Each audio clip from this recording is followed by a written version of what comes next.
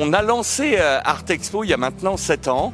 Et je ne vous cache pas que c'est une très très belle satisfaction. Et je crois que le rôle d'un salon aussi grand public et de grand volume comme nous à Chambéry est aussi d'amener l'art à la portée de tous. Donc c'est pour ça que nous retrouvons donc 10 galeries où nous retrouvons aussi bien des tableaux mais de la création 3D également que de la sculpture, avec bien entendu des artistes de renom régional, national, voire mondial, des œuvres également à tous les prix et vraiment des professionnels avec des conseils très très avisés.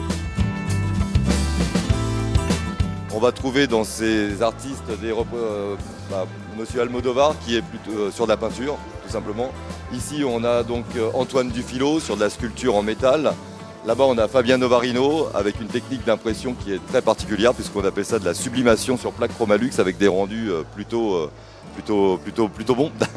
On a Richard Orlinski qui aujourd'hui n'est plus à présenter. Et puis, on a encore des toiles derrière de Fabien, si vous allez voir après, qui sont donc des toiles imprimées rehaussées.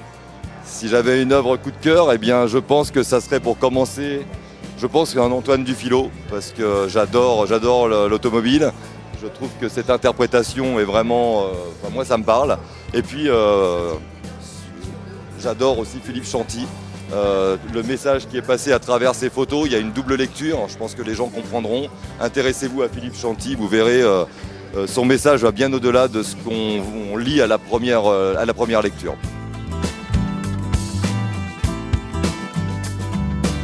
Art Expo, c'est une opportunité un peu exceptionnelle dans le cadre notamment de notre territoire. La possibilité de présenter au public des œuvres, des galeries d'abord, il y a une dizaine de galeries, avec des œuvres parfois tout à fait exceptionnelles. Et puis pour nous, ENAI, la possibilité de mettre en avant de jeunes diplômés de notre école qui ont, en dehors de leur activité professionnelle d'illustrateurs, d'animatrices et autres, de pouvoir montrer un travail plus plastique à travers des œuvres picturales, du dessin, de la photo. Il y a un échange qui se crée où les gens ont envie de comprendre d'abord la technique, ce qui est représenté, la démarche. Donc voilà, c'est un échange avec le public qui est très convivial et qui permet à la fois de montrer des choses, mais aussi, et ça c'est un peu une déformation professionnelle, d'être aussi dans la pédagogie, c'est-à-dire d'expliquer ce que c'est qu'une démarche plastique.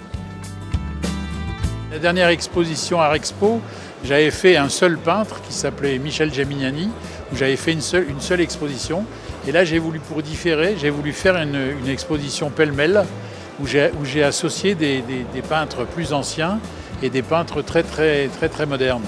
Donc là, j'ai par exemple Priking, qui est un tableau de 1990, qui a été un grand ami de Picasso et qui est une œuvre assez exceptionnelle. J'ai une œuvre de Bitran également des années 90.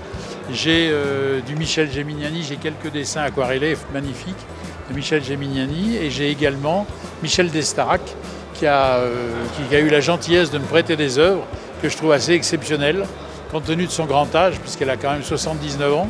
Et c'est d'une jeunesse et d'une qualité exceptionnelle, voilà. Je représente des artistes du Burkina Faso,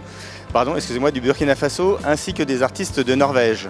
Je suis un acteur qui vient normalement de la région de Chambéry, de Barreau, et j'ai déménagé en Norvège depuis 4 ans, mais j'ai continué à travailler en lien avec le Burkina Faso. Donc là, je présente des artistes essentiellement des bronziers, des peintres du Burkina Faso, et une céramiste et un graveur sur bois de la Norvège. La spécificité, c'est surtout que sur le Burkina Faso, d'origine, ils travaillent beaucoup sur le bronze. Donc en fait, j'ai essayé d'amener un certain nombre d'artistes. Il y a au moins, je crois, 4 artistes bronziers. Il y a donc Abou Traoré, Boukaré Boukoungou, qui fait ces personnages-là. Siriki Ki, qui est le doyen du Burkina Faso sur les artistes bronziers reconnus. Et il y a aussi Bourema Ouedraogo, les personnages à tête d'animaux. Après, sur la Norvège, je continue, il y a le travail de céramique est une chose très importante en Norvège, surtout en art contemporain. Donc là, je présente des céramiques de Kari à Assen. Et j'ai mis des gravures sur bois, qui est aussi une pratique très courante sur la Norvège, d'un artiste qui s'appelle Egil Rød, qui est décédé il y a 5 ans.